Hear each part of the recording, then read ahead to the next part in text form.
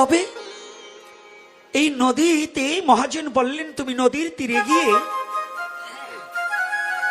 কিছু সময় দাঁড়িয়ে থেকে নদীর এপার আর ওপারটাকে একটু দর্শন করবে। কেন কেন? তুমি তো মনুষ্য জাতি, অমৃতস্য পুত্রয়া, অমৃতের পুত্র, তুমি অন্য কিছু নয়। তুমি গোলক হইতে এসেছ এই ভুলকে, আবার যেতে হবে সেই গোলকে।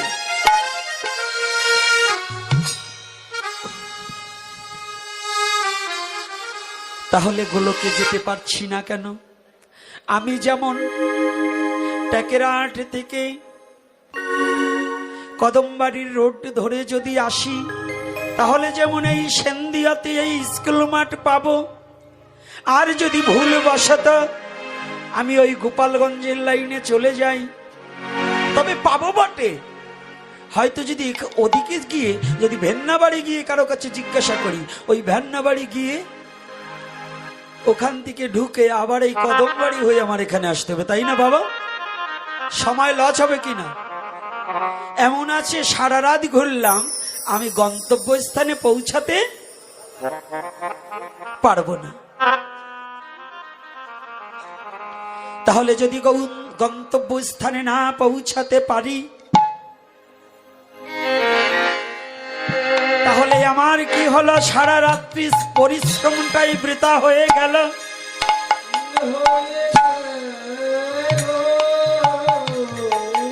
মহাজন বললেন, তুমি একটিবার নদীর দিকে তাকিয়ে দেখো। কি দেখবে? তাকিয়ে দেখো, ওই নদী দেখো কেমন করে কুল ভাঙছে। ওই কুল ভাঙছে কেন জানো?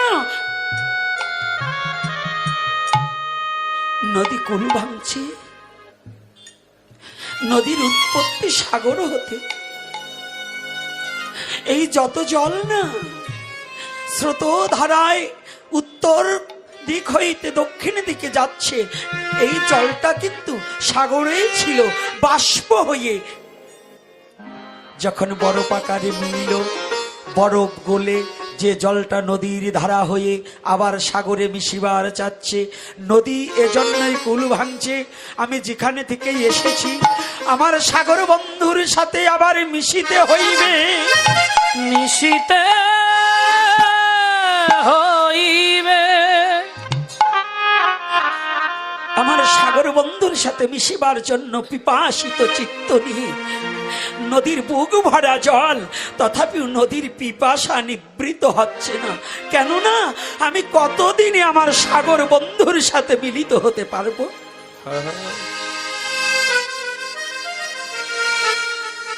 আর জানেন, এ বিশ্ব জগতে শুদ্ধ কৃষ্ণ ভক্ত যারা, বিশ্ব জগতের শুদ্ধ ভক্ত যারা,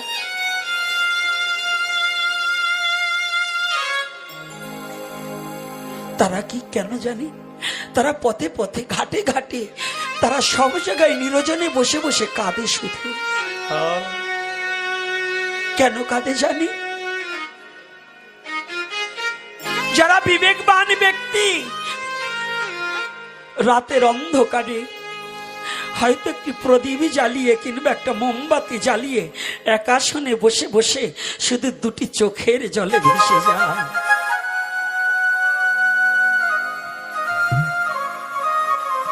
গোবিন্দ, আমি তো অমৃতস্য পুত্র, তোমার অমৃত ধন থেকে আমার উৎপত্তি। আমি কর্ম বিপাকে এই মর্তলোকে এসেছি। আমি মায়া জালে, মায়ার বেড়ায় আবদ্ধ হয়ে বসে আছি, মায়ার জেলখানায় বন্দী হয়ে আছি। তুমি কৃপা করে কতদিনে আমাকে মায়া মুক্ত করে তোমার চরণে একটিবার ঠাঁই দেবে?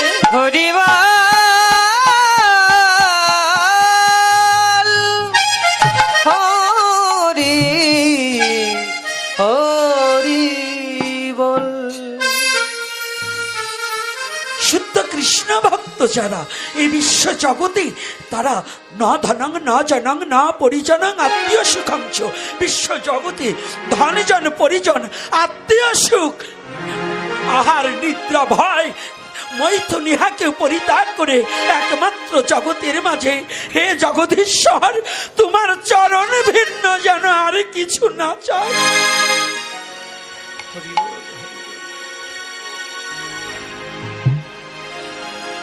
প্রভু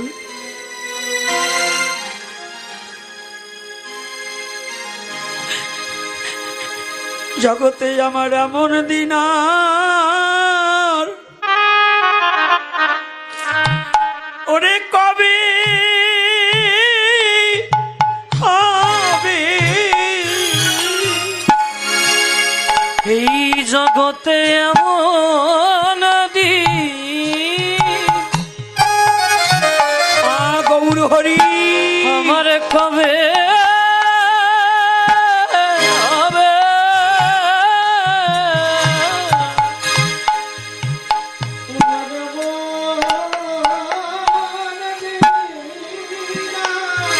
গৌর হরি জগতে কবে হবে,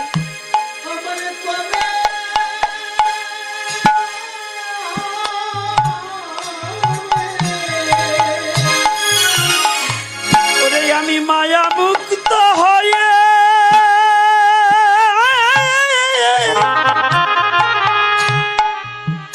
তোমার চরণে পাব। প্রভু এমন দিন আমার ওরে কবে হবে, আমি মায়া মুক্ত হয়ে হরি বল হরি বল তোমার চরণ পাব। গৌর মন দিন আমার কবে হবে।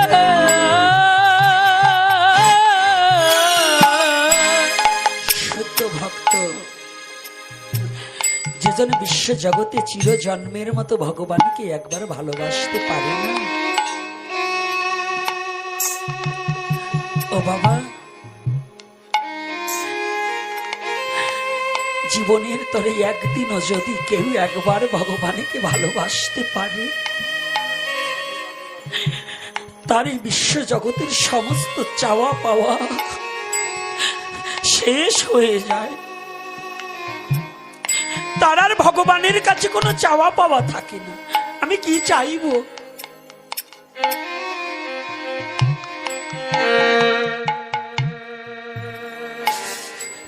যে চরণ পাইলে বিশ্ব জগতের সমস্ত পাওয়া হয়ে যায়,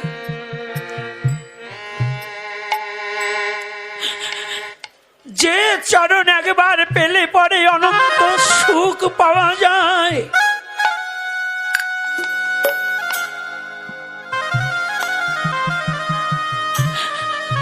তাহলে আমি তোমার কাছে কিছু চাই না, শুধু একটা বস্তু চাই। এই বিশ্ব জগতে সবই তো আমার আমার করছি, তুমি আমার আমিত্বটুকু নিয়ে কৃপা করে এই বিশ্ব জগতে সবই তোমার, তুমি কেবল আমার এই ভিক্ষাটুকু তুমি আমাকে দাও। জগতের সব তোমার, কিন্তু তুমি যে আমার গৌরী হরি।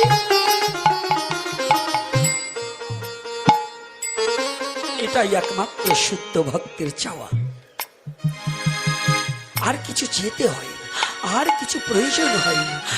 যদি কেউ জীবনে একবার ভগবতের চরণে আশ্রয় নিতে পারে, আশ্রয় লইয়া ভজে, তাহে কৃষ্ণ নাহি ত্যাজে, আর সব মরে অকারণ।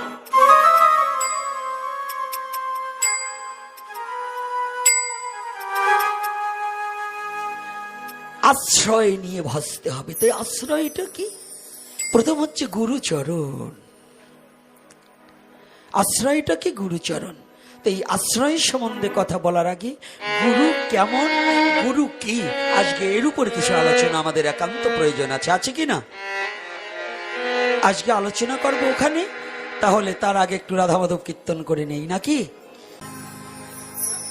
তো আজকে যেখানে প্রথম বলছি আশ্রয় লইয়া ভজে তাহে কৃষ্ণ নাহি তেজে, আর সব মরে অকারণ, কোনো কারণ নেই। একজন মারা গেছে কিভাবে? গলায় রশি নিয়ে। আর একজন মারা গেছে কি করে? গাড়িতে অ্যাক্সিডেন্ট করে। আর একজন মারা গেছে কি করে? বিষ খেয়ে। আর একজন মারা গেছে কি করে? ক্যান্সার হয়ে। আর একজন মারা গেছে কি করে? জলে ডুবে। তো এগুলো তো কারণ আছে একটা, না? আর যারা আশ্রয় নাই ভজন করেনি, ওটা অকারণে মরল, ওর কোনো কারণ নাই, ওর কোনো কৈফত আদি মানে জম যাতনা এত ভাবে পাবে যে জমের যাতনা এড়াবার কোনো কায়দা। তাহলে আশ্রয় কি? আশ্রয় বহু প্রকার। কত প্রকার? কি কি আশ্রয়? নাম আশ্রয়, নাম আশ্রয়, ভাবাশ্রয়, রস আশ্রয়, প্রেম আশ্রয়, আর গুরু গোবিন্দের চরণ আশ্রয়। তো এই চরণ আশ্রয়টা পরে বললাম কেন? একটু উল্টাইয়ে বলতে হবে। কেন? সাধকের ঊর্ধ্বগতি। সাধকের গতিটা কি? ঊর্ধ্বগতি। যারা ষটচক্রভেদ সম্বন্ধে, আজকে এখানে তো এত শিক্ষিত সমাজ আছে, ভদ্রলোক অনেক আছে, আমার মায়েরা বাবারা সবাই জ্ঞানীজন। গীতা অধ্যয়ন করি, গীতা পড়েছি, কিন্তু গীতাকে হৃদয়ে ধারণ করিনি। সনাতন ধর্মের মধ্যে শ্রীমদ্ ভগবত গীতায় যাহা কিছু উল্লেখিত আছে, শ্রীমদ্ ভগবত গীতার মধ্যে যাহা কিছু তত্ত্ব আছে, সমস্ত সনাতন ধর্ম আপনাকে যাহা দিয়েছে পৃথিবীর কেউ আপনাকে তাহা দিতে পারবে না। ও এটা বললেও রাজনীতির খাতায় পড়ে যাবে না? ওই কিছু দমুখে সাপ আছে না, দোদলবান্দা মন, ওরা রাস্তা দিয়ে আটা দিলে মন্দির এক পাশে এক পাশে মসজিদ, ভাবে মসজিদেই ঢুকবো না মন্দিরে ঢুকবো। ওরা সুবিধাবাদী, ওরা গুতর বয়তে মসজিদেও ঢুকতে পারে, আবার যে সময় প্রসাদের লোভ দেখে ভালো, সেই সময় মন্দিরেও যেয়ে প্রণাম করে। ওটাও বোনা। আজকে শুনুন, এই শ্রীমদ্ ভগবত গীতার মধ্যে ষটচক্র ভেদকে যেভাবে পঙ্খানুভাবে আলোচনা করে দিয়েছে গীতা সুরধ্বনি দেবী, সুরধ্বনি প্রণীত গীতায় দেখবেন ওখানে ষটচক্র ভেদ এবং গীতা পরমাত্মাকে, জীবাত্মাকে, অন্ধ ধৃতরাষ্ট্রকে, সঞ্জয়কে এবং পঞ্চপাণ্ডব কারা এবং ওই শতভাই দুর্যোধনের বংশধর কারা। এখন ইদানিং তো গীতা একখানা পেয়েছি আমরা, এক এক গ্রুপ, এই দল সনাতন ধর্মে গ্রুপিং হয়ে জগদীশের গীতা পড়া যাবে না, ইস্কনের গীতা পড়া যাবে না, অমুকের গীতা পড়া যাবে না। ইস্কন বলে জগদীশের ভুল, জগদীশের গীতা যারা পড়ে তারা বলে ইস্কনের ভুল। মানে ওনরাই সব ঠিক, গীতার কোনো ভুল নেই। টিকাকারের মধ্যে যে যতটুকু সাধনা করেছে তার ততটুকু লিপিবদ্ধ হয়েছে টিকাকার।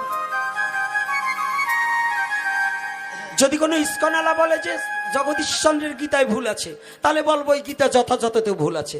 কেন? যখন হরে কৃষ্ণ নাম যখন আসছে, গীতা যখন আসছে তখন তো হরে কৃষ্ণ নাম ছিল না, তো এই গীতার ভিতরে হরে কৃষ্ণ নাম ঢুকিয়ে দিছেন কেন? কি হরে কৃষ্ণ নাম মহাপ্রভুর যুগে নয়? তাহলে টিকাকারের মধ্যে যে যতটুকু, এখান থেকে ট্যাকেরহাট স্টানে যে গিয়েছে, ওই স্টানে কয়টা দোকান আছে এটা সম্বন্ধে তার ধারণা আছে, কিন্তু আবাসিকের মধ্যে কিংবা মার্কেটে যে না ঢুকছে, শাহাবুদ্দিন কমপ্লেক্সে যে না ঢুকছে, কোন জায়গা কোন দোকান আছে সে তো জানে না। আর যে গোটা ট্যাকেরহাটটাকে ঘুরে দেখে আসছে, তার কাছে জিজ্ঞাসা করলে কোন কর্নারে কোন দোকান আছে সে বলে দিতে পারে, পারে কিনা বাবা? তাহলে গীতাটাকে যে যতটুকু উপলব্ধি করেছে সে তার সাধ্য অনুযায়ী টিকা করেছে, এজন্য কেউ কারো ভুল ধরা যাবে। কি রাগ করছেন নাকি কথাটি? এটা কি যথার্থ না কি অযথার্থ? তাহলে শ্রীমদ্ ভগবত গীতায় আপনাকে জানার জন্য, আপনাকে চেনার জন্য, আপনাকে বোঝার জন্য কত চমৎকার শ্লোক দিয়েছে, আর কত বড় চমৎকার কথা বলেছে। কি বলেছে? অর্জুন জিজ্ঞাসা করলেন, ক্ষেত্র ক্ষেত্রজ্ঞ বিভাগ যোগ, একটা কথা যদি মিথ্যা প্রমাণ করতে পারে আমি কথা দিছি আমার জিহ্বা কেটে দেবে। এ কথাকে বুঝতে হবে, না বুঝে সারা জীবন তো সুজি রান্না করে খেয়ে আসছি, কলই ভাজা খেতে হলে শক্ত দাঁতের প্রয়োজন। সনাতন ধর্মটাকে শেষ করছে এই মায়াবাদী কিছু সাধুরা। এই মায়াবাদী সাধুরা পরের বাড়ি যায়, গুরুগিরি করে, কানে দেয় ফিস ফিস, মাস গেলেই চান্দা দিস, চাল ডাল এনে জম্বির খাওয়া খাবে আর ছেলে মেয়ে বিয়ে দেবে, কিন্তু সমাজ এবং জাতির কোনো উন্নতির কল্পে কোনো কাজ করে না। এই মায়াবাদীরা শেষ করছে। এই মায়াবাদিত্ব পরিত্যাগ করে সঠিক সনাতন তত্ত্বটা কি এটাকে উপলব্ধি যদি করতে পারত, তাহলে এই মানুষ চৈতন্য জ্ঞান উপলব্ধি করে নিজেকে জেনে ঈশ্বরকে জানার জন্য বাসনা জাগিত। আমি কে তাই তো চিনি না। গতকাল যে কথাটা বলেছিলাম, নো দাই সেলফ, সেটা কোথায় বলেছে? গীতায় বলেছে। ওই যে দার্শনিক নো দাই সেলফ, নিজেকে চেনো, নিজেকে জানো, ও কোথায় পেয়েছে? ওনার বাবার জন্মের আগে এ কথা শ্রীমদ্ ভগবত গীতায় দিয়ে দিয়েছে। আমি দর্শন দিয়ে দেখিয়ে দেব, একটা কথা মিথ্যা যদি বলে থাকি। যে দার্শনিক বলছে যে নো দাই সেলফ, উনি অনেক পরে জেনেছে, কিন্তু তার অনেক আগে পৃথিবীতে সনাতন ধর্মে শ্রীমদ্ ভগবত গীতার মধ্যে ওই তত্ত্বটাকে দিয়ে দিয়েছে। এই সনাতনী জাতি বব্বর, নিজের কাছে ধন থাকতে গাধার ন্যায়, গাধা যেমন নিজের পিঠে চিনি থাকতে সারা জীবন বয়ে গেল, আস্বাদন করতে পারল না। সনাতনী জাতি সনাতন ধর্মে শ্রীমদ্ ভগবত গীতার মধ্যে কি আছে এই জাতি এখনো বুঝে নিতে পারল না।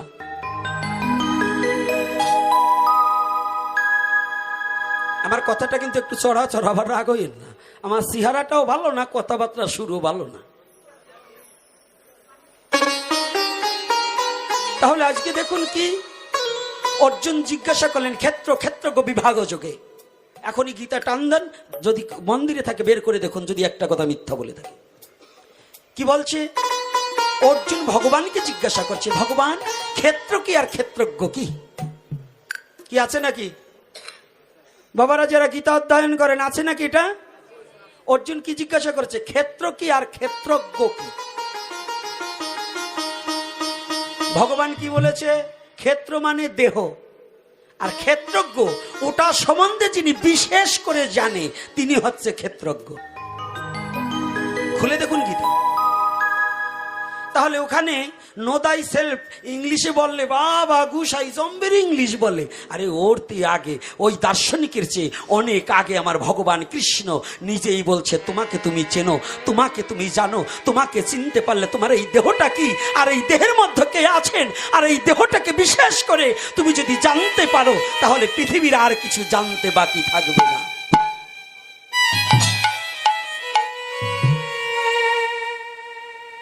পৃথিবীর কিছু জানতে বাকি থাকবে না, এটা শ্রীমদ্ ভগবত গীতায় বলেছে।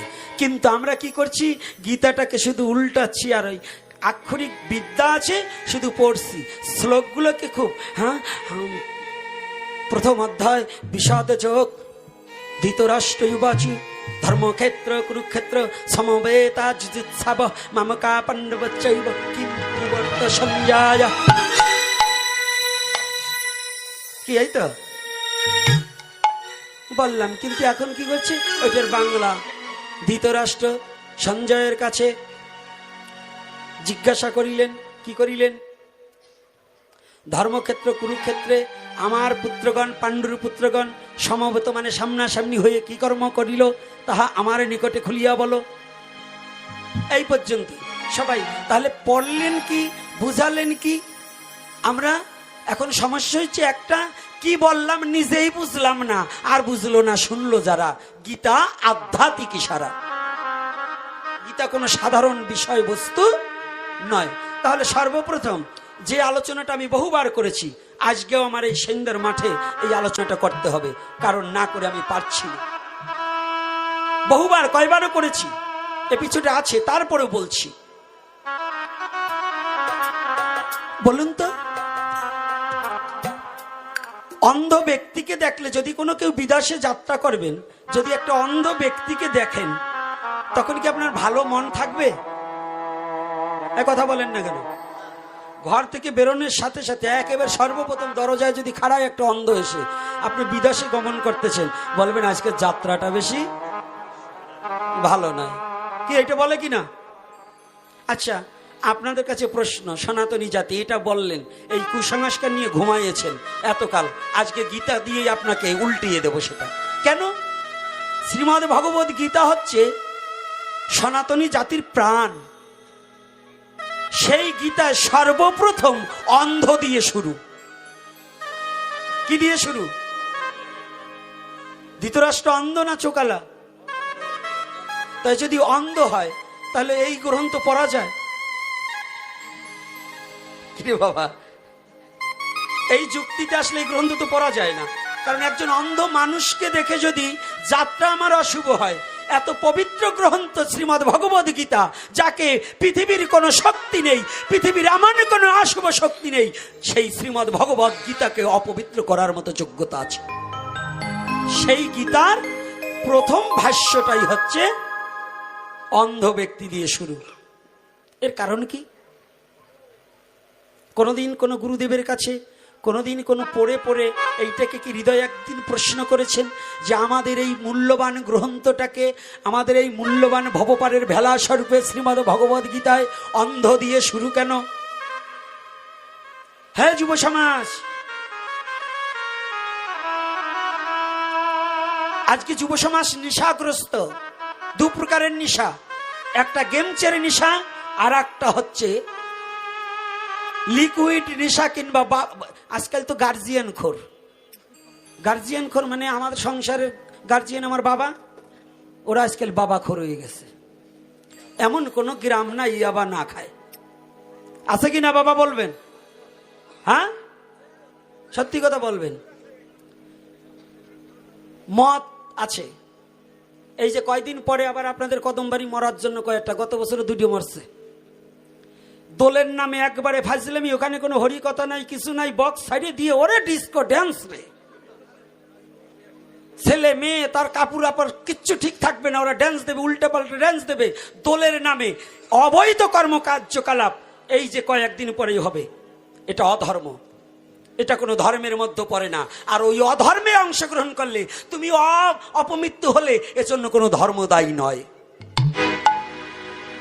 কি ধর্ম দায়ী হবে না? আর কয়দিন পরে এই যে এগুলো বাইক ঠিক করতেছে, বক্স ঠিক করতেছে, একজন কয় বন্ধু এবার যা হুলি খেলবো।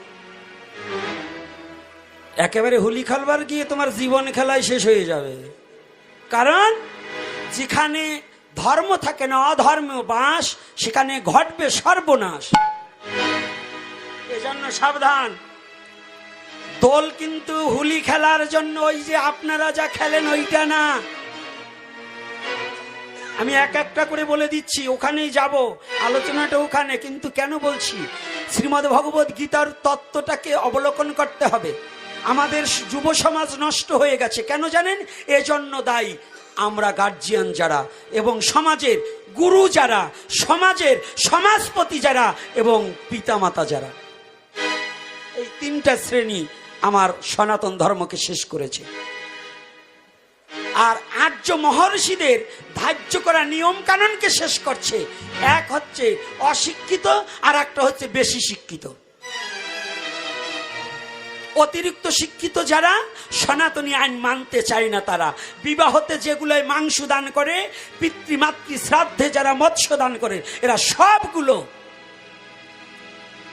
আমি বলে দিয়ে যাচ্ছি অনাচার কর্মে লিপ্ত থাকা হলো। এগুলো অবৈধ। কি বলতে দোষ নাই তো? বলবো না বলবো না? কি আপনারা শুনবেন না শুনবেন না? মায়েরা কথা বলে না, মানে আগে খাওয়া যদি লস হয়ে যায়, টাকা দিয়ে কিনে আইনি, মানে গোপীনাথে টাকা দিয়ে আইনি, আমাকে খাওয়া বন্ধ করবে। কি মা? ও মা, মাথাটা একটু ডাকো, এত গরম পড়ে না, শীত আছে, ডাকো ডাকো। তো একটু শোনো, কারণ সনাতনী আচরণগুলো কত পরিশুদ্ধ, সনাতনী নিয়মটা কত পরিশুদ্ধ। আপনার আমার কারণে এই সনাতন ধর্মটাকে নোংরামির পথে ঠেলে নিচ্ছে, যার এতে নোংরামির পথে নিয়ে আপনার আমার সমাজের ক্ষতি হচ্ছে। ধর্মের কিছুই হবে না, ধর্ম ধর্মের জায়গায় টিকে থাকবে, কিন্তু ক্ষতি হচ্ছে কার? আপনার আমার আর আমার সমাজের। নাকি বাবা? ক্ষতি হচ্ছে কিনা? তাহলে আজকে এই শ্রীমদ্ ভগবদ গীতার উপরে কিন্তু আসক্তি করতে পারছি না। ওরা আসক্তি হয়ে যাচ্ছে মোবাইলে এবং নেশাতে। আজকে শুনলাম আইপিএল নাকি একটা খেলা আছে, এটা খেলে এর আগে 18 লক্ষ টাকা দিয়েছে। এইবার শুনলাম তারপরে শ্বশুরের টাকা মিটিয়ে শ্বশুরের নামে বাড়ি লিখে নিছে। এইবার আবারও দিনা হয়েছে যে এখন বেচবে কি, এখন ওইরকম বাড়ি 3 খান বেচলে আর হবে না, এখন শ্বশুরে শুদ্ধ বেচা লাগবে। এইরকম জামাইয়ের কাছে মাইয়ে বিয়ে দিলে, এই জন্য মাইয়ে বিয়ে দেবেন। আর এই যে যুবতী মায়েরা, ছেলে পাইলেই সম্পর্ক করে যাইও না, একটু ভাইবে চিনতে যাইও যে তোমাকে খেতে দিতে পারবে কিনা। কি কোমলমতি মেয়ে, ওই যে 2 দিন পরে কলে হ্যালো হ্যালো, ওই 2 দিন পরে সদরুদ্দির সওয়ালের সাথে চলিয়ে গেল। এই বন্ধ করো। এইটা বন্ধ না করলে জীবনে কোনোদিন তুমি মনুষ্যত্ব জায়গায় পৌঁছাতে পারবে না। যারা ধর্মান্তরিত হয়, যারা নিজ ধর্ম পরিত্যাগ করে অন্য ধর্ম গ্রহণ করে, তারা পতিতার চেয়ে নিকৃষ্ট জানিবে নিশ্চয়। এটা জেনে রাখবে। এজন্য সনাতনী জাতিকে হুঁশিয়ার করার জন্য। তাই এটা থেকে ফিরতে হলে কি প্রয়োজন? রোগ যখন হয়েছে ডাক্তারে দেখাতে হবে, আর ডাক্তার যদি দেখাই তাহলে ঔষধ দিতে হবে। একমাত্র এই রোগের ঔষধ একজন সদ্গুরুর চরণে আশ্রিত হওয়া, এটা হচ্ছে ডাক্তার। আর ঔষধ হচ্ছে গীতামৃত রস আস্বাদন করা। ওই গীতারূপ ঔষধকে যদি আপনার সন্তানকে অকপটে আস্বাদন করাতে পারেন, ওই দুর্চরিত্র থেকে সচ্চরিত্রে আসবে, এটা আমার দৃঢ় বিশ্বাস আছে। বিশ্বাস আছে তো? কাদের বিশ্বাস আছে হাত তুলুন তো। গীতায় কাদের বিশ্বাস আছে? জয় নিতাই গৌর হরি বল। ঠেলায় পড়ি হলেও হাত তুলবেন, আমি জানি। কি তোমাকে গীতায় বিশ্বাস নাই? তাই হাত তুললা না কে? গেছে নাকি হাতের শক্তি? হ্যাঁ, ল্যাপের তলে বসে দিয়ে এরকম চাপতি পারো, তো এখন ভগবানের নামে হাত তুলো না কেন?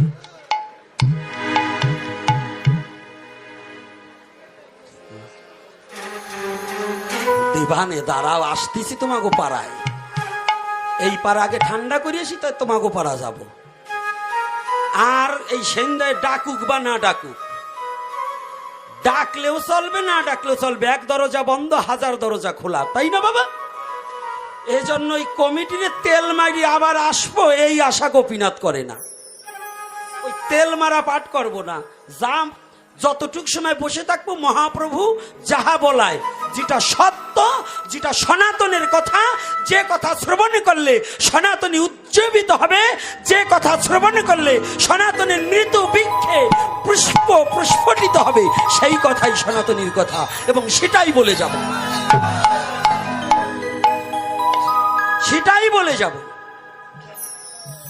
সনাতন সত্য।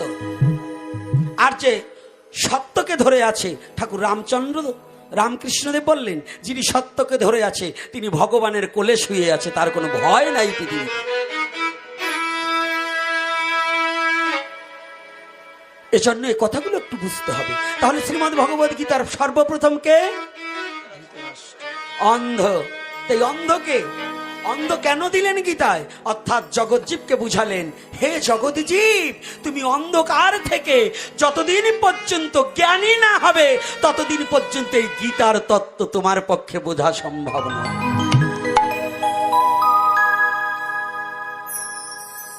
চোখ বুঝিলে কি সব অন্ধকার নয়? তাহলে এই ধৃতরাষ্ট্রকে মন কিন্তু জন্মন্ধ। এখানে বসে আছেন, মন ঢাকা দিল্লি লহর চলে গেছে। গেছে কি না বাবা? আছে কি না বাবা? মন কোথায় চলে গিয়েছে? দিল্লি লহর চলে যায় না? আপনার দেহটা এখানে পড়ে আছে, ও কি ওই দিল্লি কি আছে দেখতে পায়? তাহলে অন্ধকে মন। এজন্য মনের কথায় চলা যাবে না যদি বিবেকবান না হয়। এজন্য একটা অনেকদিন আগে একটা গান শুনেছিলাম, কি জানো গানটা রে বাবা? তোরা একটু গা, আমি তো না পারি না। ও পাগল মন, মন রে মন কেন এত কথা বলে? পাগল মন, মন রে মন মন কেন এত কথা বলে? ও পাগল মন, মন রে, মন কেন এত কথা বলে? পাগল মন, মন রে, মন কেন এত কথা বলে? আমি চাই আমার মনকে বুঝাতে, মন আমার চাই রঙের ঘোড়া দৌড়াইতে।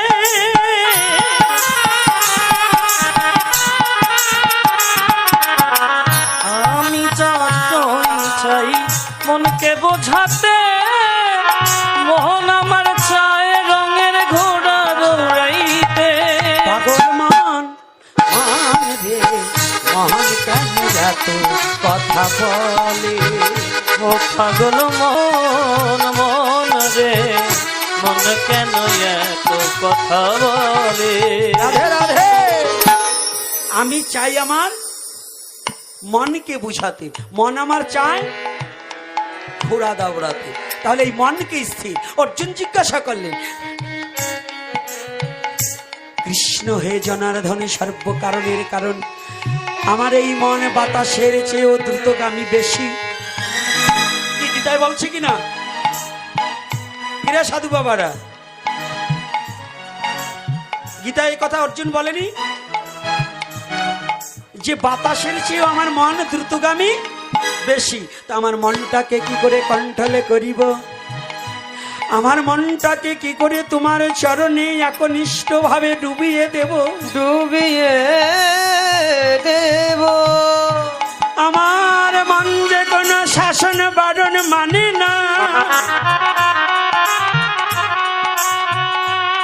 ভগবান বললেন, অর্জুন, অর্জুন, এত সাহসা তোমার মনকে শাসন মানাতে পারবে না। যদি তোমার মনকে শাসন করিতে হয় তাহলে যোগ অভ্যাস করো। গীতা আছে কিনা?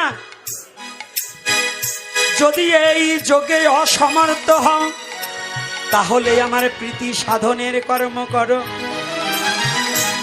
আছে নাকি? মায়েরা গীতা পাঠ করেন না? এ কথা লেখা আছে তো না? আমি ভুল বলছি? পড়েছেন কিন্তু বোঝেন। কেন বোঝেননি? ছোট, কেন বোঝেননি? অর্থাৎ এই যোগ সাধনাটা, যোগ কি? যোগ কাহাকে বলে? আলাদা বিষয়বস্তু একত্রিত হওয়া, তাহার নাম হচ্ছে যোগ। এখানে গণিতের টিচার অনেক আছেন। গণিতের ধারা কয়টা? এই ধারা কয়টা? তোমরা তো পড়াশোনা করেছো, কয়টা? হ্যাঁ, বলে না। একটা পড়নি? আমার মতো মূর্খ? আমার মতো মূর্খ তো নাই। বীজগণিতের পাটিগণিত। আরে না না না, এইখানে আমরা চারি ভাবে জানি। কি? যোগ, বিয়োগ, গুণ, ভাগ। মিথ্যা কথা দুটো। এই সারা জীবন চারটে ভাবছেন না, কিন্তু মোটে হচ্ছে দুটো। কি কি? যোগ আর বিয়োগ। যোগের সংখ্যা যখন বেড়ে যায় তাহাকে গুণ বলা হয়, আর বিয়োগের সংখ্যা যখন বেড়ে যায় তাহাকে ভাগ বলা হয়, নাকি? তাহলে আলাদা বিষয়বস্তু একত্রিত হওয়া তাহাকে কি বলে? যোগ। দুটো কাঠি আলাদা ছিল, একত্রিত হওয়া তাহাকে কি বলে? যোগ বলে তো না বিয়োগ? যোগ তো, ভালো করে বুঝবেন, যোগ তো। তাহলে যোগে কি হয়? বাড়ে না কমে? যোগে বাড়ে। আমার সনাতন বললেন যোগে জাগে। আমার সনাতনের গীতায় বললেন যোগে জাগে। এই সাউন কুমা, সাধুকে সাউন হতে পারে কে? যা যোগে কি হয়? একটা ইটের উপরে আর একটা ইট যোগ করলে নিচু হয় না উঁচু হয়? তাহলে জাগে না নিচু হয়? তাহলে অর্জুনকে বললেন ভগবান কৃষ্ণ তুমি যোগ করো। কি যোগ করবে? বলছে তুমি যুক্ত হয়ে যাও কোথায়? যেমন তৈল পাত্র হইতে অন্য পাত্রে তৈল ঢালিতে সময়, ওই তৈলকে যেমন কোনো ছেদন করা যায় না। ছেদন করা যায়? ঢালবে যত সময় তৈল ধারার মতো একগ্র চিত্তে পড়ছে না? তদ্রূপ তুমি যুক্ত থাকো, যোগে যুক্ত থাকো। কাহাতে? তুমি যে জীব, তুমি পরমকে অনুসন্ধান করার জন্য ভগবানকে সদা সর্বক্ষণ স্মরণে থাকো।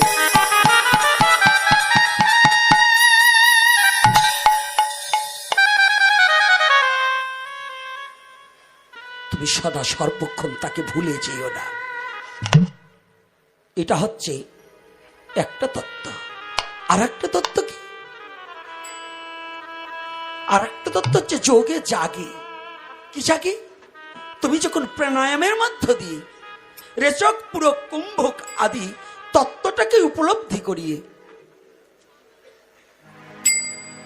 শ্বাস প্রশ্বাস দম এই তিনটা কথাকে যখন উপলব্ধি করতে পারবে, শ্বাস প্রশ্বাস দম এই তিনটা তত্ত্বকে যদি উপলব্ধি করা যায়, এই তিনটাকে যদি একটু জানা বোঝা যায়, এই তিনটার উপর যদি একটু গবেষণা করা যায়, তাহলে জাগবে। কি জাগবে? কুলকুণ্ডলিনী শক্তিকে জাগ্রত করা যাবে। এজন্য অর্জুনকে বললেন তুমি যোগ করো। বলুন তো, এখানে এতগুলো আমরা লোক আছি, কতজন যোগের ঘরে যোগ করে আমরা গীতা অধ্যয়ন করি? রাধে রাধে। লাখে না মিলিল। আমাকে বলছেন আমি উনি, আমি শুধু বকা উল্লা বকে যাচ্ছি, আমি করণ উল্লা নয়। আমার কাজ হচ্ছে বকে বকে যাওয়া। এই জীবনে বোধহয় আর আমার কর্ম করা হবে না, কারণ এই রাত নাই দিন নেই, দিনে একটা রাত্রে একটা, এরকম বক বক করতে গেলে তো বাবা আর হয় না। এই জন্য আমার দ্বারা আর সাধন ভজন জীবনে হবে না। তবে জীবনে সাধন ভজন যদিও না হয়,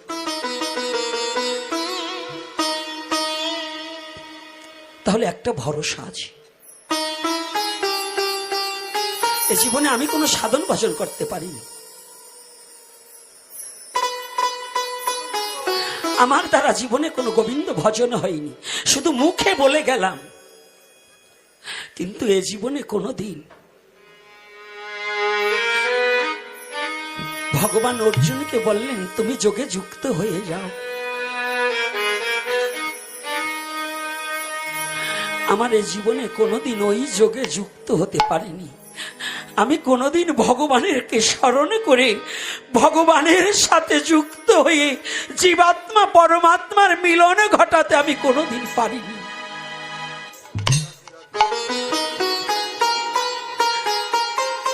জানো, এটা আমার ব্যর্থতা। তবে আমার একটা ভরসা আছে, আমি ভগবানের চরণ চাই না।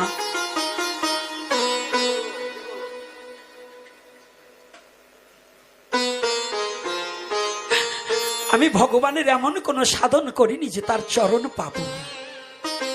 আমি জীবনে এমন কোন কর্ম করিনি আমি ভগবানকে দেখতে পাবো। জীবনে এমন কোন সাধনার মধ্যে লিপ্ত হইনি যে আমি কোনোদিন ভগবানের করুণা পাবো।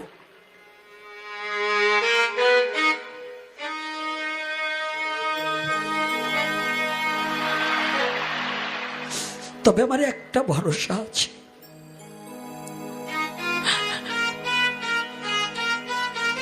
সমস্ত কুল হারিয়ে গেলেও একটা কুল থাকে জীবের। হে জগৎ জীব, যদি তোমার সমস্ত কুল হারিয়েও যায়, জগতের সমস্ত কুলকে যদি হারিয়ে ফেলো, তবে একটা কুল আছে। পিছনে থেকে পদকর্তা পদ যোজনা করে বললে, ওরে কোন কুলে ওরে ঠাই নাই রে যা,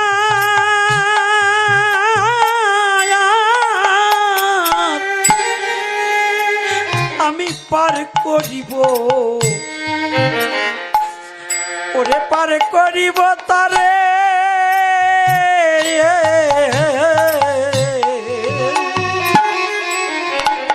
ওরে জীবনে যদি সে একদিন এই ভক্তের সঙ্গ করে অবুঝ মন রে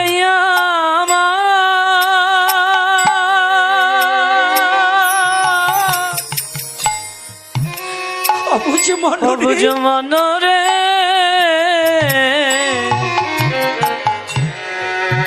মনরে মনুরি আমার আর কোন কুলে ঠাই নাই রে যা ওরে ঠাই নাই রে যা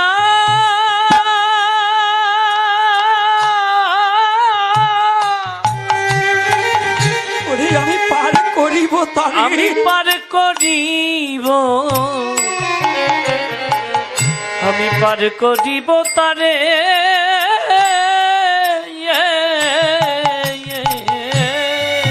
ওরে জীবনে যদি সে একদিন ওরে এই জীবনে একদিন ওরে একদিন রে ওরে আমার ওরে এমন ভক্ত সঙ্গ করে রে অবুঝ মন রে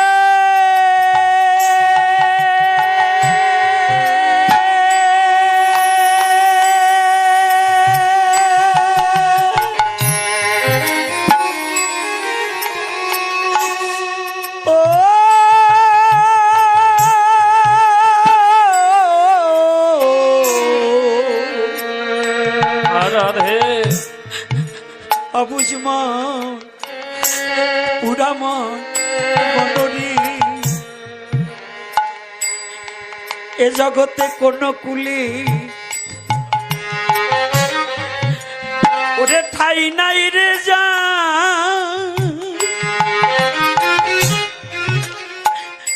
ওরে আমি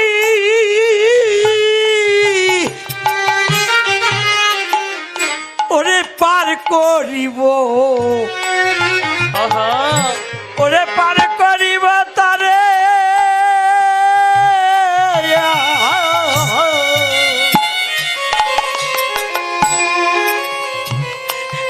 ওরে জীবনে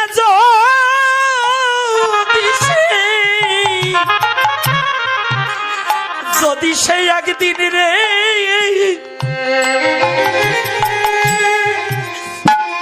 ওরে এই কৃষ্ণ ভক্তের সঙ্গ করে কোন ভুলে খাই নাই রে যা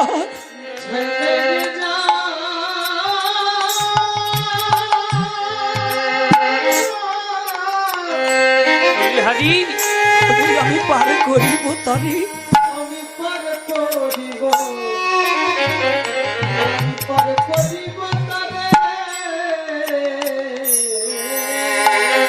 এই জীবনে যদি সে একদিন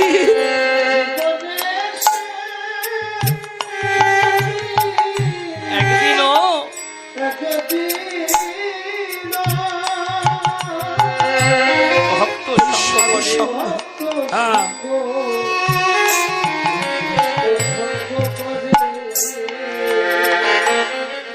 অবুঝ মন রে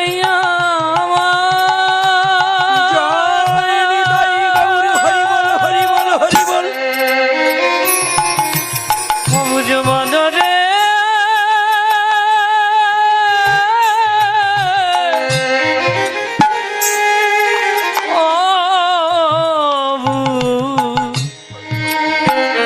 মনরে মনরে আমার আর কোন কুলে ওরে ঠাই নাই রে যা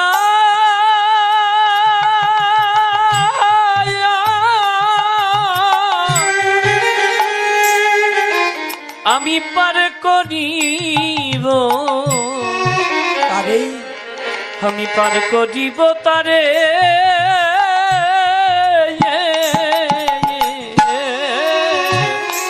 ওরে জীবনে যদি সে একদিন ওরে এই জীবনে একদিন ওরে একদিন ওরে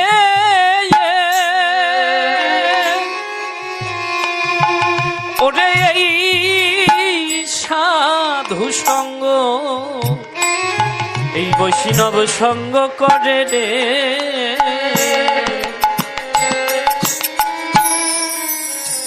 কোন কুলে যার সমস্ত কুল হারিয়ে গেছে,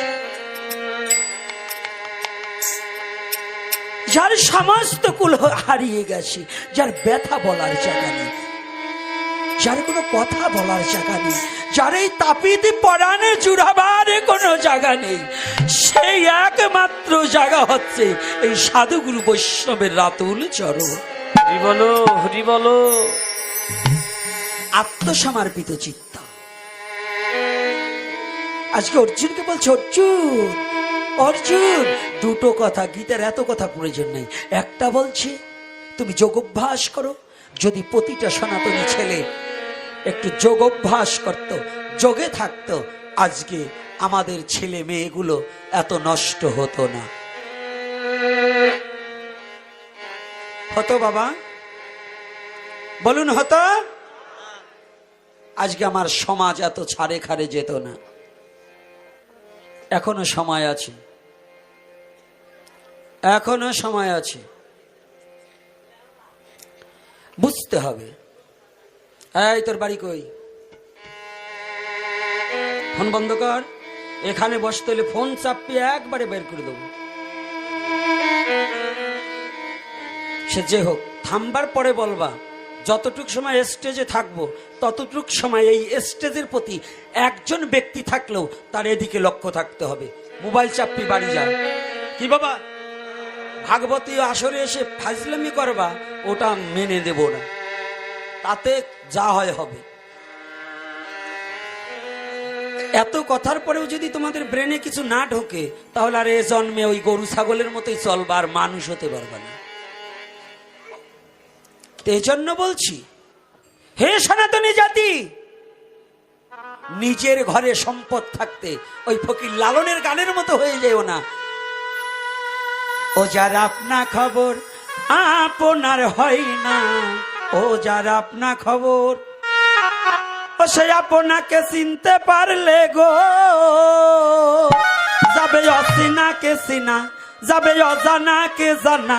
ও যার আপনা খবর, ও যার আপনা খবর আপনার হয় না। লাস্টে কি বলছে? ও ফকির লালন মরল জল পিপাসায় রে, ও কাছে থাকতে নদী মেঘনা। তাহলে সনাতন ধর্মের তত্ত্বটা কত কথা, কাছে থাকতে নদী মেঘনা। সনাতন ধর্মে এই গীতারূপ তরুণী থাকতে এই সনাতনী জাতি এখনো ভুল ভাঙল না। যে তরুণীতেই উঠে প্রাচ্য দেশের খ্রিস্টান ধর্মাবলম্বনকারী, যারা খ্রিস্টান, যাদের জন্মসূত্রে খ্রিস্টান ঘরে জন্ম, চলে যান ইংল্যান্ড, ইউরোপে চলে যান, অস্ট্রেলিয়া, ফ্রান্স, জার্মান, জাপান, এ সমস্ত দেশে চলে যান, সিঙ্গাপুর, এ সমস্ত জায়গায় যেয়ে দেখেন খ্রিস্টানেরা গীতাকে বুকে জড়িয়ে ধরে কাঁদছে। আরে বাঙালি, এত বড় দুর্ভাগা বাঙালি সনাতনী জাতি যে তোদের সম্পদ লুটে খেলো, পরে তবু নিজের সম্পদটাকে নিজে বুকে চেপে ধরে রাখতে পারলি।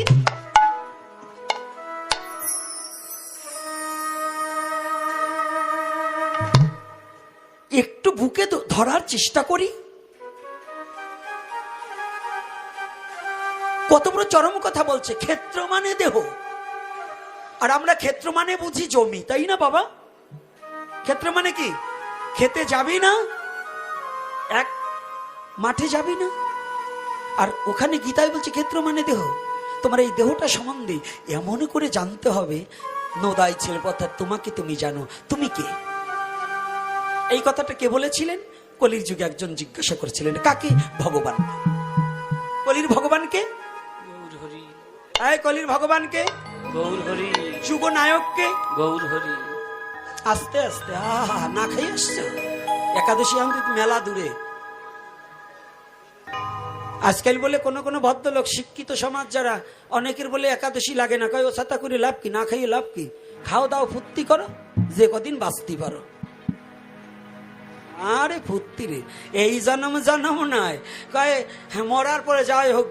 আরে ব্রেনে কিছু ঢুকলো না, বলছে এই অমুক মরিয়ে গেছে, তাহলে গেছে কোথায় গেছে? কি বলুন? মরিয়ে গেছে, তাহলে গেছে যখন কোথায় গেছে? তাহলে এখানে কয়দিনের জন্য এসে এত বাহাদুরি করছো, যেখানে অনন্তকাল থাকতে হবে, সে কথাটা কি চিন্তা করে দেখেছো? তাহলে যদি মরে যাও, ওই যেখানে যাবে ওখানে যেতে হলে, জীবনে জীব আমরা জানি কি মন ভুলানো কথা বলি, কয় খালি হাতে এসছি খালি হাতে যেতে হবে। এটা বলে না বাবা? আপনারা কি শুনছেন? এটাই বলে না? দেখ মানুষ টান করে দিয়ে যায় হাত, বলে আমি কিচ্ছু আনিনি, কিচ্ছু নিয়ে যাব না। না, দুটো জিনিস, একটা নিয়ে এসেছি আর একটা যেয়ে নিতেই হবে। এসেছি আবার নিতেও হবে, যেটা আনছি সেটা নিতে পারবো না। আনছি ভাগ্য, নিতে হবে কর্ম। আনছি কি ভাগ্য, নিতে হবে কি? তাহলে যদি আমি কেমন কর্ম করেছি, এই কর্মফলটা তো আমার ভোগ করতেই হবে। রাধে, কর্মফল ভোগ করতে হবে না? হবে কি না? এই কলির পাবন অবতারী শ্রীমানে গৌর হরি একদিন নিরজনে বসিয়া আছে,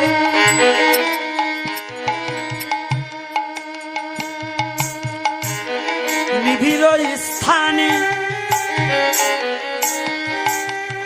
ইতিমধ্যে আমাদের গোস্বামীগণ কয়জন?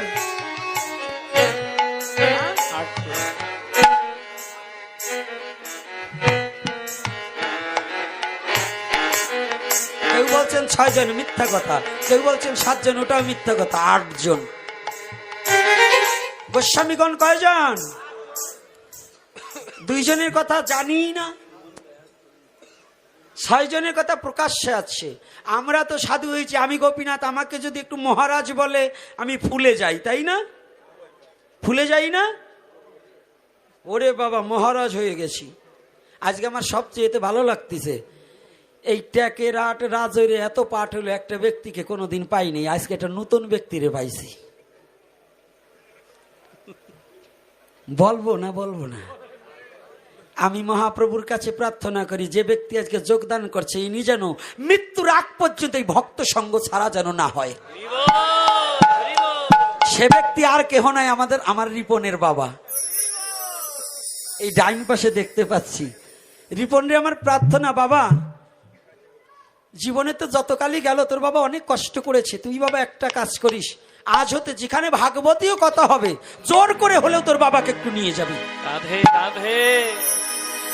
আর আমিও বাবাকে একটু অনুরোধ করব, আমার এই এতদিন এই অঞ্চলে ভাগবতের মধ্যে আজকে আপনাকে দর্শন করেছি, তো আজ থেকে যোগ যখন দিয়েছেন আর বিয়োগ হইয়েন না। যারা যোগ দিয়েছেন তারা আর বিয়োগ হইয়েন না। পেয়ে এমন সুযোগ হলে বিয়োগ, শাসে কি আর পাবি দেশে, গুরু কি ধন চিনলি না মন, দিন গেল তোর রঙ্গ রসে। আপদ শান্তি গুরু অনুরাগ, ভবে যার ঘটেছে তার হয়েছে বিষয়ের বিরাগ। এজন্য আজকে আমার খুব ভালো লাগছে, সত্য কথা বলি। আর এবার বছরের পাঠের মধ্যে আজকে যে কথাগুলো মহাপ্রভু কৃপা করে বের করে দিলেন, এই কথাগুলো সারা বছরে বলতে পারিনি।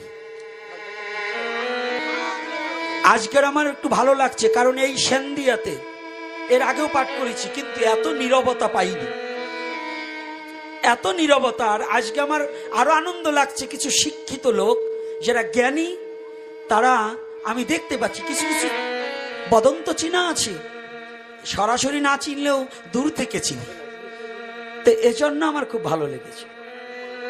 এজন্য সবাইকে বলি ধন্যবাদ, এবং আপনাদের এই আচরণে আমি পরম সন্তুষ্ট। আমি নয়, শুধু যে পাঠকই আসুক তাকে গৌরহরি যাহা কিছু বলাক নীরবতা পালন করে হরিকথাকে আস্বাদন করতে হবে। এটাও একটা ধর্ম, এটাও আপনার মানবতার ধর্ম। এটা যেন আজকে নয়, শুধু আজকে এই গোপীনাথের হুমকি ধামকিতে বকার ভয়তে চুপ থাকছেন এটা নয়, যত ছোট পাঠক আসুক আর বড় পাঠক আসুক আপনারা কৃপা করে নীরবতা পালন করে হরিকথাটাকে আস্বাদন করবেন। রাধে রাধে, মনে থাকবে তো? আর মায়েদের প্রতি আর একটা অনুরোধ করে যাচ্ছি, আপনারা যেখানেই যাবে মস্তকটা একটু ঢেকে যাবে। আর এই অনুরোধটা করছি, তারপরে গৌলীলায় প্রবেশ করছি। আর একটা অনুরোধ, যুবক বাবা যারা দোল পূর্ণিমায় হোলি খেলবার যেও না, হোলিতে নিজেকে রঙিন করো। সেই হোলিটা কি জানো, একটু এই অহংকারকে বস্তায় বস্তায় টাকা দিয়ে এই রং তামসা ফাজলামি না করে একটু সাধুগুরু বৈষ্ণবের চরণে গড়াগড়ি গিয়ে একটু হরি নাম করো, তাতে জীবনে রেহকাল পরকাল দুটোই পাবে। হরি বল, হরি বল। মনে থাকবে তো? কি আমার এই পক্ষে কারা? কিছু কিছু লোক হাত উঁচু করছে না, নাইলে তো ডিস্কো ডান্স দিতে পারবো না।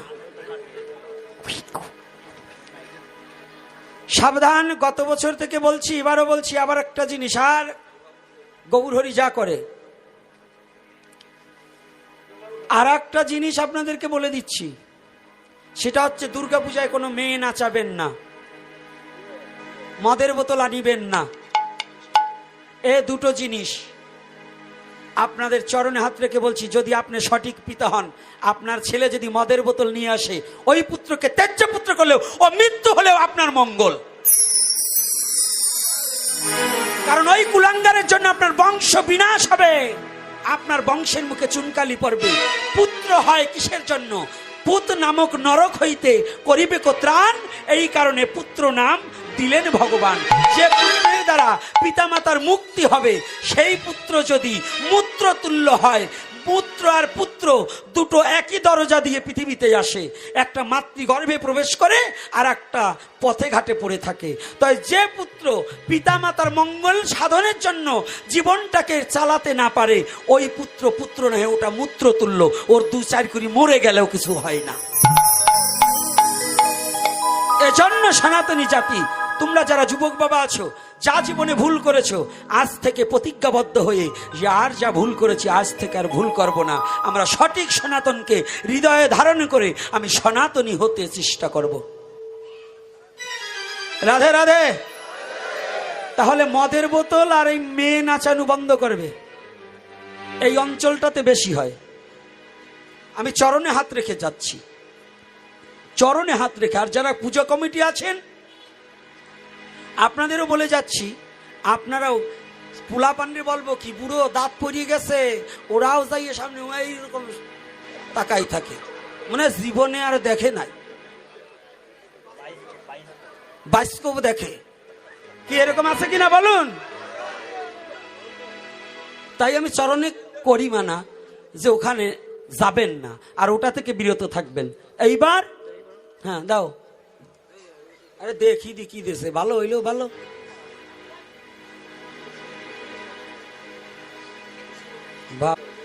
নামে নামে জমেটা নেই, মিতার কথা প্রার্থনা করবার বলছে, তা পারলে একটু যাও, খালি প্রার্থনা করবার চাও।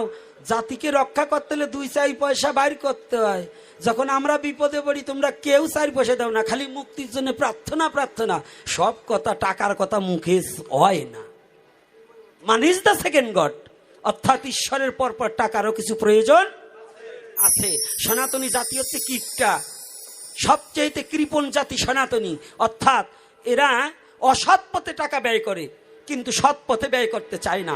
এর কারণ কি জানেন? মাতবার সন্ত্রাসী অস্ত্র ঠেকালে তারে বাবা বলে টাকা 2-3 লাখ দিয়ে দেবেন, আর সাধুরে বাবা বললে 20 টাকা বাইর করতে পুরনি উঠে যায়। সৎ কাজে টাকা দিতে চায় না, মদর বোতল কেনার টাকা জোটে, এই যে যুবক ছেলে সিগারেটের টাকা জোটে, কিন্তু যখন আমরা ভিক্ষায় যাই টাকা জোটে না। আর যদিও তাই সিরাটা চলবার চায় না। এজন্য প্রার্থনা করবার বলছো, আমি প্রার্থনা করব, কিন্তু সাথে প্রার্থনা খালি করো না, একটু নিজের শক্তিটাকেও ব্যয় করি। আমাকে আজকে বলা নিষেধ, তারপরেও তোমরা খালি খোসা দাও, বাবা আমার ভালো লাগে না। যাক, ওই খোসা পরে দিয়ে নে, আগে আমার মহাপ্রভুর কথা দুটো শুনে নাও। গোস্বামী কয়জন? 8 জন। 2 জনের নাম আপনারা, 6 জনের নাম জানেন, 2 জনের নাম অনেকে জানেনই না। শ্রীরূপ সনাতন ভট্ট রঘুনাথ, শ্রীজীব গোপাল ভট্ট দাস রঘুনাথ, এই 6 জনের কথা আমরা জানি। আর 2 জনকে, একজন হচ্ছে লোকনাথ গোস্বামী, আর একজন হচ্ছে ভূগর্ভ গোস্বামী। এরা কিন্তু এই স্বর গোস্বামীর আগে মহাপ্রভু কেমন, এই লোকনাথ গোস্বামী কেমন ব্যক্তি তাই শুনুন। যারা আমরা জানি ভক্ত যায় ভগবানকে পাবার লালসে, আর ওই নদিয়া থেকে ভগবান ছুটে এসেছে তার ভক্তকে নিবার জন্য। লোকনাথ গোস্বামী তালকড়ি আশ্রম, ওই তালকড়িতে লোকনাথের আদি পিত্রালয়। এই স্বয়ং সাক্ষাৎ গৌরহরি নিতে এসেছিলেন কাকে? লোকনাথ গোস্বামীকে। তাই লোকনাথ গোস্বামীকে আর ভূগর্ভ গোস্বামীকে মহাপ্রভু আগে পাঠাননি, কিন্তু তার একজন পেয়েছে। রাধে রাধে। সাদা স্বরূপে কাছে বসিয়ে রাখছে। এটাও একটা ভালোবাসা। তো এই ভালোবাসা কবে ফুরিয়ে যাবে জানি না। আজকে প্রতিষ্ঠার লাগি পুরি পালাইয়া যায়, প্রতিষ্ঠা তব পিছে পিছে ধায়।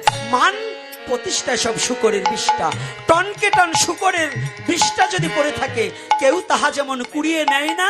মানব জীবনে যদি মান প্রতিষ্ঠার লোভে কোনো কর্ম করে, সেটা কোনোদিন ভগবত সেবায় লাগে না। এজন্য 2 জন আসলেন না প্রকাশে, আসলেন 6 জন। শ্রীরূপ সনাতন ভট্ট রঘুনাথ, শ্রীজীব গোপাল ভট্ট। এই 6 জনের মধ্যে আপন 2 ভাই। কে কে? রূপ আর সনাতন। বয়সে রূপ ছোট, সনাতন বড়। সনাতন ধর্মের দর্শনগুলো দেখুন। রূপ গোস্বামী আগে হোসেন শাহের চাকরি ছেড়ে দিয়ে আগে যেতে গিয়েছে বিধায়, গৌরের চরণে আগে আশ্রিত হয়েছে বিধায় সনাতন বড় হয়েও রূপকে দাদা বলে সম্বোধন করেছেন।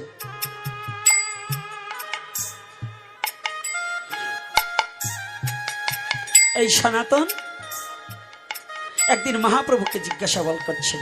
মহাপ্রভু বসে আছে। সনাতন গোস্বামী মহাপ্রভুকে যত জিজ্ঞাসা করেছে, এত বড় জিজ্ঞাসা অন্য কোন গোস্বামীগণ কোনো সময় করেনি। সনাতন জিজ্ঞাসা। সনাতন মানে কি? চিরন্তন খাঁটি বস্তু, চির নূতন খাঁটি বস্তু। সনাতন কখনো পুরাণ হয় না, এটা নিত্য নূতন। কার মতো? বাবার নামের মতো। বাবার নাম কেমন? একটা ছেলেকে যদি বাবার নাম 1 লক্ষ বার জিজ্ঞাসা করে, সে কি এই 1 লক্ষ বার বলছি দেখে পাল্টাই পুল্টাইয়ে বলে?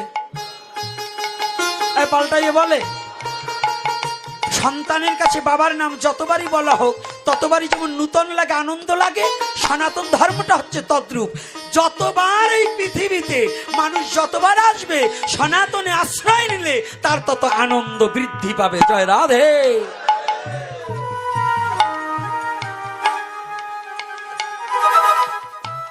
সনাতনে আছে সবই, তোরা যাহা চাবি তাহা পাবি। কি নেই এই সনাতন? আজকে সনাতন গোস্বামী ধীরে ধীরে গেলেন আমার মহাপ্রভুর ঠাই।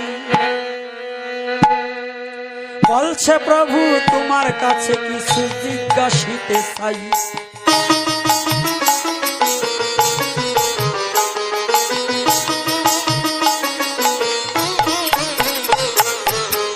কৃপা করে সত্য কথা আমারে বলিবে। তোমার বদন হইতে কথা শুনে আমার মনের গ্লানি যাবে।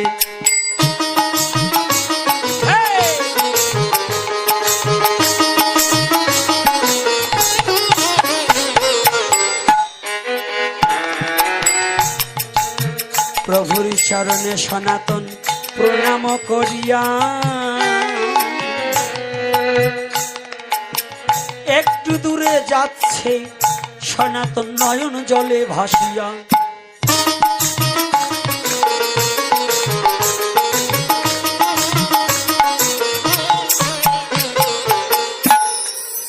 শোনো প্রভু বলি আমি তোমারে জানাই, আত্মজিজ্ঞাসিতে আমি এলাম তোমার ঠাই।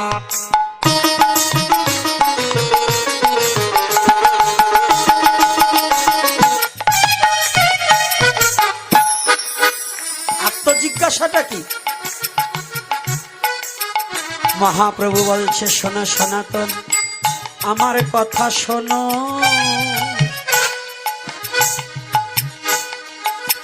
তোমার যে আমার কাছে আসার কারণ এত দৈন্য কেন?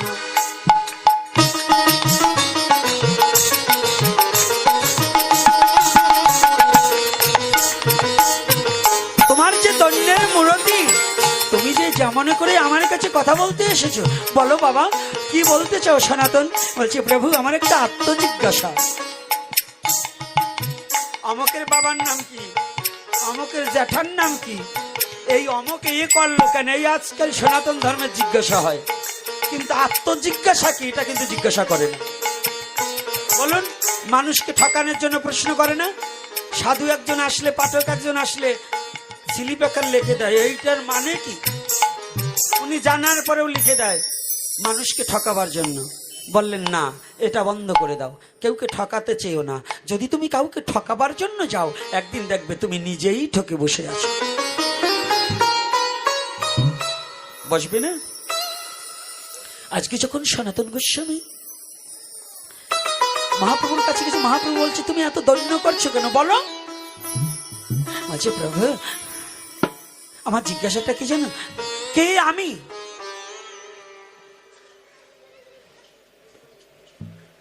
আমি কে?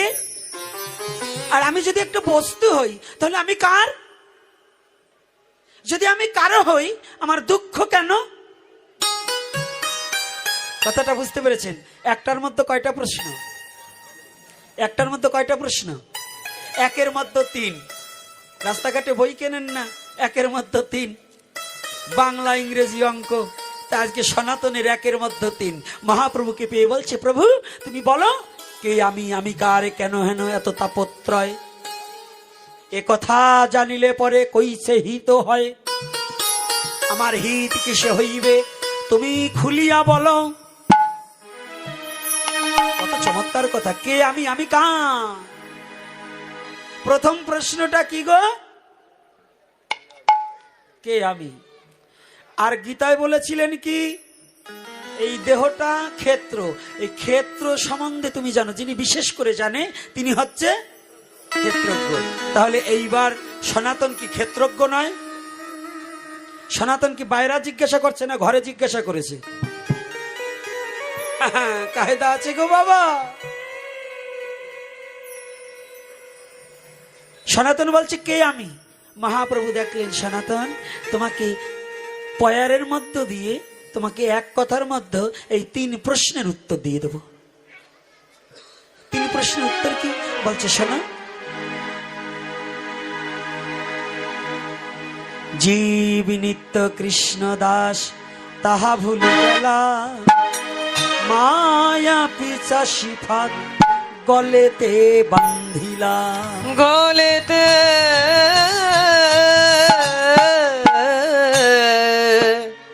গলেতে বান্ধিলা। জীব নিত্য কৃষ্ণ দাস তাহা ভুলি গেল। সনাতন তুমি কে? তুমি জীব। আমি যদি জীব হই আমি কার? সনাতন তুমি জানো না, তুমি জগতে আর কারো নয়, পুত্রের নয়, কন্যার নয়, স্ত্রী ভাজ্যা পুত্র পরিজন আত্মীয় স্বজনে পিতা মাতা কারো নয়, তুমি আগে মাত্র ভগবান কৃষ্ণে। হরিবা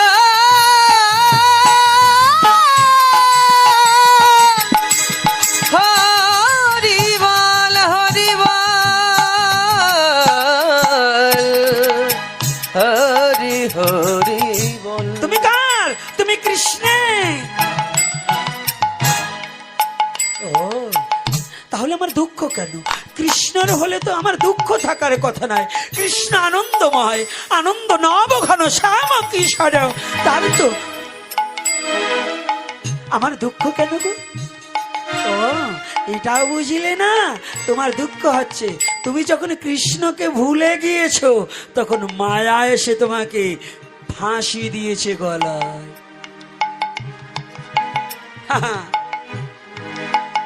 মায়া এসে তোমাকে ফাঁসিয়ে দিয়েছে। এই জন্য এই মায়ারজ্জু যদি কাটাইতে চাও, একেবারে গিয়ে ধরো ধরো সদ্গুরুর পাও। পূর্বের একেবারে প্রথমের আলোচনা। এই জন্য গুরুচরণ আশ্রয় করতে হয়, না হইলে মানব জন্ম সারে খারে যায়।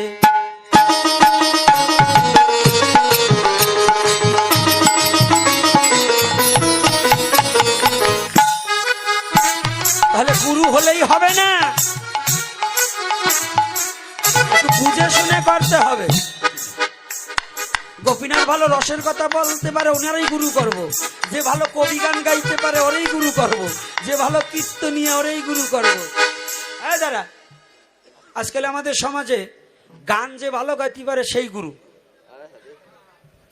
কয়খান বই পড়ে কয়টা শ্লোক মুখস্থ করলে সেই গুরু। আচরণ করে কি না করে তার কোনো খবর নাই। গুরু শিষ্য মুরগি রান্না করিয়ে খায় ওই ফুলকুমরির গায়ে, আবার সে নাকি গুসাইয়ে কানে দীক্ষা দেয়। এই গুরু শিষ্য শুদ্ধ পিটেতি হয়।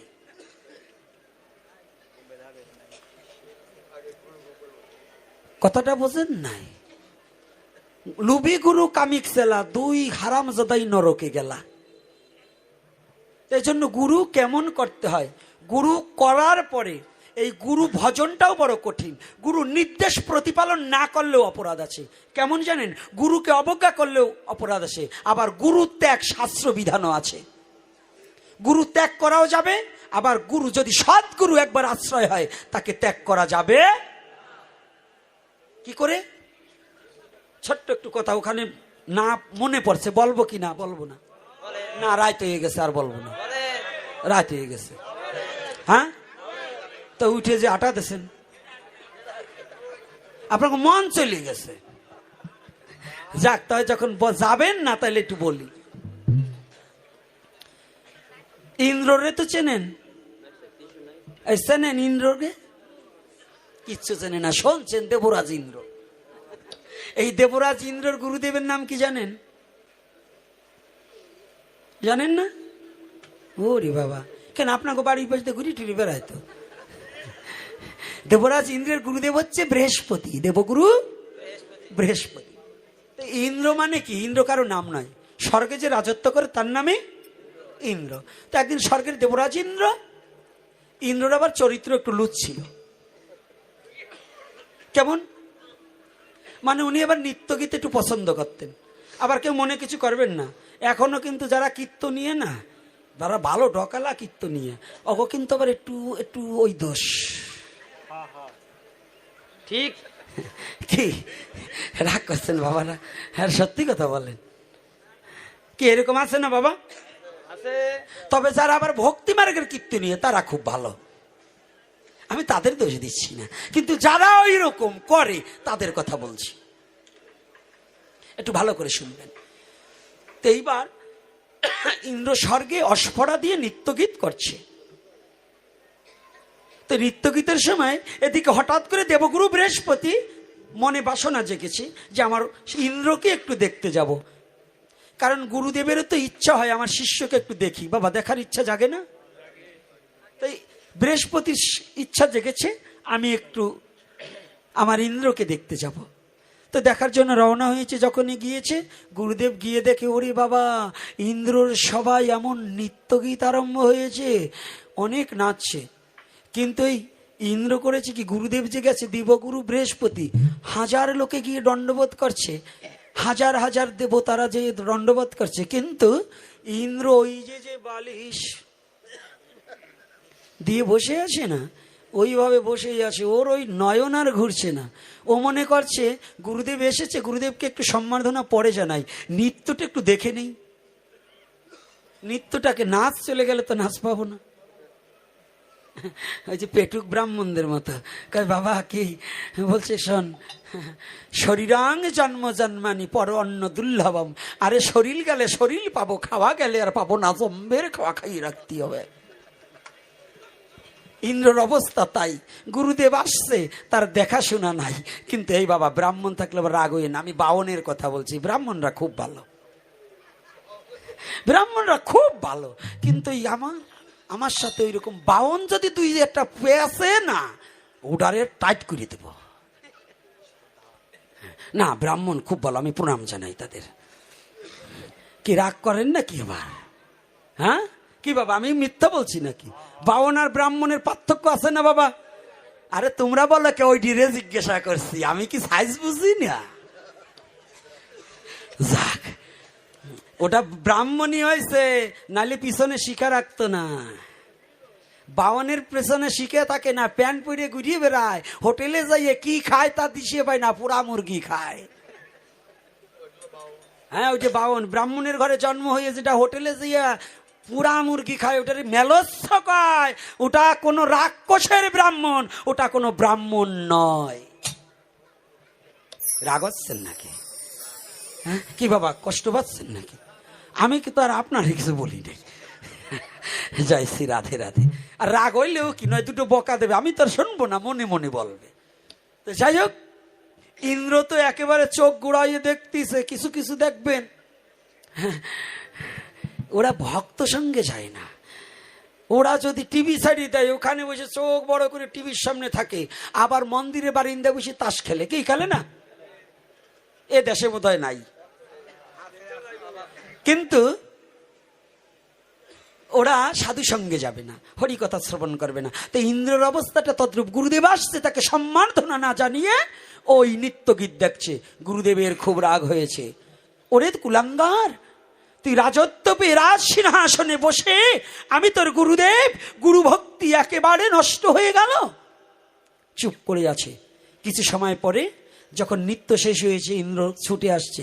গুরুদেব বৃহস্পতি খুব ক্রোধান্বিত হয়ে বলছে, ইন্দ্র, এই মুহূর্তে তোকে আমি দিচ্ছি অভিশাপ। গুরুদেবকে অসম্মান করার জন্য তুই নরলোকে গিয়ে শুকর কুলে জন্মগ্রহণ কর। গুরুমুখ পদ্মবাক্য হৃদয়ে করিয়া ঐক্য, আর না করিহ মনে আশা। গুরুদেবের বাক্য তো নিষ্ফল নাই, সাথে সাথে স্বর্গরাজ্য পরিত্যাগ করে শুয়োর হয়ে জন্মগ্রহণ করছে।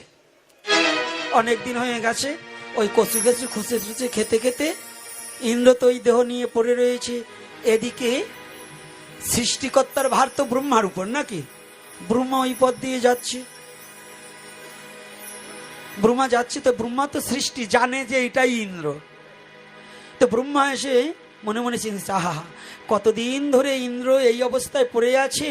যদি গুরুদেবের চরণ ধরে হলেও, আমি যদি গুরুদেবের কাছে ক্ষমা চেয়ে হলেও, আমার তো গুরু ভ্রাতা। এই কথাটা ভালো কঠিন ভাবে ফলো করবেন। গুরু ভাই সাধারণ কোনো ভাই নয়। যদি প্রকৃত গুরু ভাই হয়, সে আর একটা গুরু ভাইকে মুক্তি দেওয়ার মতো যোগ্যতা তার আছে। আর আজকাল আমরা গুরু ভাই দলাদলি করি। আজকে একটু ভালো করে শুনুন, এই গ্রামে গুরু গুরু নিয়েও দল হয়, গুরু ভাই দল হয়, হয় না? এগুলো সবগুলোর গতি কি হবে আজকে ভাবুন। ব্রহ্মা নিজে বলছে ইন্দ্রকে, ওই ইন্দ্র শুকর রূপী ইন্দ্র বসে আছে। ব্রহ্মার খুব দয়া হলেন যে আমি গুরু ভাই হয়ে আমার আর এক ভাই শুকর জনিতে জন্মগ্রহণ করছে, ওকে মুক্তি দিতে হলে আমার যেতে হবে। আমার যদি গুরুদেবের কাছে চরণ ধরেও ক্ষমা চাইতে হয়, আমি তবু চাইব, তবু নিয়ে যাব। কিন্তু বাবা, পশুকুলে জন্ম হলে পশুর স্বভাব তো গায়ে থাকে। তো ব্রহ্মা যাই বলছে, ও ইন্দ্র, উনি ওই 10-12টা ছেলে পেলে নিয়ে শুয়ে রয়েছে। বোঝেন তো, শুয়োরের বাচ্চা ক্যাটকুলের তল একটা উপর দিয়ে একটা দুধ খাচ্ছে, একটা বরাহ নন্দন না, বাচ্চা শুয়োর যায়নি। তাহলে ওটা এই বেলায় নয়, যদি ওই রকম কাজ কেউ করো তারে দেব ওই উপাধি। আর যদি ভালোভাবে চলো তাহলে ভালোই বলবানি। তাহলে কি ওই ইন্দ্র শুকরূপী ইন্দ্র যখন শুয়ে রয়েছে, বাচ্চাটা এদিক দিয়ে দৌড় মারছে, ওদিক দিয়ে দৌড় মারছে, ব্রহ্মার খুব কষ্ট হচ্ছে, কারণ বিষটার মধ্যে শুয়ে রয়েছে। ব্রহ্মা তো লজ্জা ঘৃণা ফেলে দিয়ে যাই একটু ধাক্কা দিয়েছে, হয় ইন্দ্র, ইন্দ্র ও তো একেবারে মানে খেপে উঠিছে, সামনে তো দাঁত নিয়ে ব্রহ্মারে তারা মারছে। বোঝেন তো, ভালো কথা বলবার গেলে আজকাল ভালো কথা বললে কেউ শুনতে চায় না। আজকাল দেখুন আমাদের সমাজে ভালো কথা বলবেন তার কোনো মূল্য নাই। চোর বাটপরের শেষরের বদমাশের চরিত্রহীনার যত আদর আছে, প্রকৃত বৈষ্ণবের তত আদর নাই। সৎ মানুষের কদর নাই।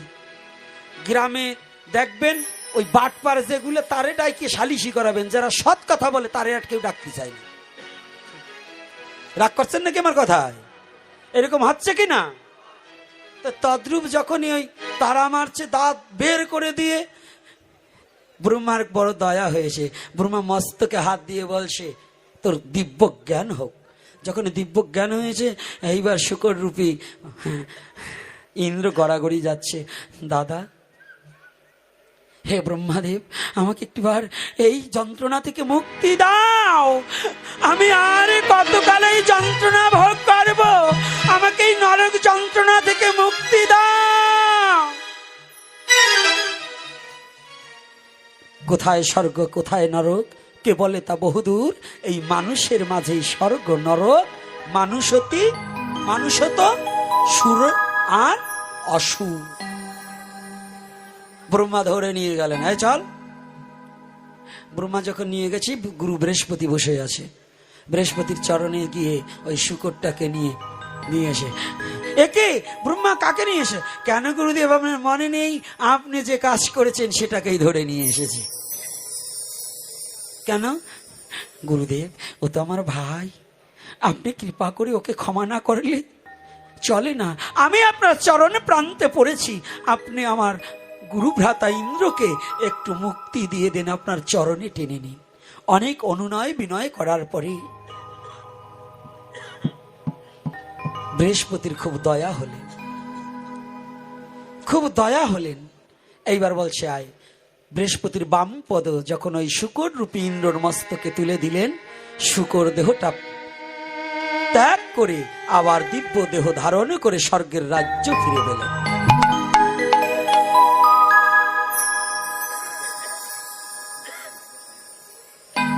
এখন একটা কথা বলবো, আলোচনা কিন্তু ছাড়িনি, আরো ধরবো। এইবার যারা উঠবে বসবো ভয়তে যায়। এই পিছনে আমাদের যারা কয়জন আছো বাবা, তোমরা পিছনে যাবে।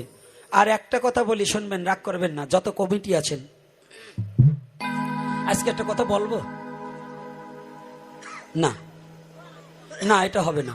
তোমরা একটা জিনিস বোঝো না বাবা, এই কমিটির একটা জিনিস জানতে হবে, ভাগবতের দক্ষিণা কিন্তু কমিটির নয়। কেন দক্ষিণা কমিটির নয়? মায়েরা কেউ 2 টাকা আনছে, কেউ 5 টাকা আনে ভাগবতের দক্ষিণার জন্য। কমিটি যখন হবে তারা চাঁদা দেবে, তারা প্রয়োজন বোধে কালেকশন করবে, কিন্তু ভাগবতের প্রণামী আপনারা ছেকে নেবেন, এটা কিন্তু শাস্ত্রীয় সিদ্ধান্ত, নিষিদ্ধ। আমার কথা কিন্তু রাগ করবেন না। এবার এখন দেখছি প্রায়টা, খালি এখানে নয়, প্রায়টা কমিটি দেখি ওরা ভাগবতের টাকাও ছেকা দেছে। প্রায় জায়গায় নামযজ্ঞের কমিটি, অথচ নামযজ্ঞের পরে 2 লক্ষ টাকা তাকে সুদে লাগায়, কিন্তু ভাগবতের টাকা না নিলে হয় না। কিন্তু এগুলো কিন্তু বৈধ নয়।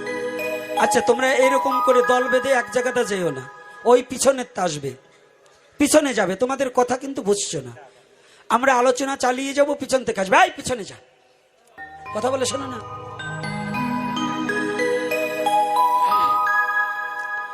আর কমিটিকে যারা একটু অনুদান দিবেন হাত শক্ত করার জন্য, অফিস আছে, অফিসে কিছু দিয়ে দেবেন। অনুদান দিতে হবে। আপনাদের দানের হাত না বাড়ালে আগামীতে ভবিষ্যতে যে এই যুব সমাজ যে আপনাদের হরিকথা আস্বাদন করাবে, কি দিয়ে করাবে? আপনাদের অনুদানের হাত বাড়িয়ে দিতে হবে। অনেকে আছেন সে 2000 টাকা দিতে পারেন, সে 100 টাকা দেন না। বাবা, অনুরোধ করছি আপনারা একটু দানের হাত বাড়িয়ে দেবেন। দানের হাত বাড়িয়ে না দিলে কখনোই অনুষ্ঠান করা সম্ভব হয় না। এদের পক্ষে, আমাদের পক্ষে, কারোরই পক্ষে সম্ভব হয় না। সবাই একটু দানের হাত বাড়িয়ে দেবেন। জয় নিতাই। আজকে সকলে কৃপা করে একটু ধৈর্য সহকারে বসতে হবে, লাভ দিয়ে দাঁড়িয়ে যাওয়া যাবে না। আমরা একটু আস্বাদন করি। আজকে তাহলে আমরা কি বুঝলাম? সদ্গুরু না হলে এবং গুরু অবজ্ঞা করলে কতটুকু আমাদের পস্তাতে হবে। তাহলে আমরা আশ্রিত হব। এই আশ্রিতটা হব হচ্ছে একজন সদ্গুরুর চরণে। এই সদ্গুরুর চরণ ছাড়া আমাদের আশ্রয়ের কোনো জায়গা নেই। তাহলে আশ্রয় লইয়া ভজে তাহে কৃষ্ণ নাহি তাজে, আর সব মরে অকারণ। তাহলে এই আশ্রয়টা যেন আমাদের এবং একটা নিরাপদ জায়গা হয়। যেমন ঝড় বৃষ্টি আসলে পরে নিরাপদ স্থান তালাশ করে, তদ্রূপ মানব জীবনের ভারটা একজন সৎ গুরুর চরণে নিবেদন করতে হয়। আমি দীর্ঘায়ী করব না, ধীরে ধীরে যাচ্ছে। আপনারা সকলে প্রণামী দেবেন আর আনন্দ কীর্তন একটু করবে। এই আনন্দ কীর্তনের পরে প্রসাদের ব্যবস্থা আছে নাকি বাবা? হ্যাঁ,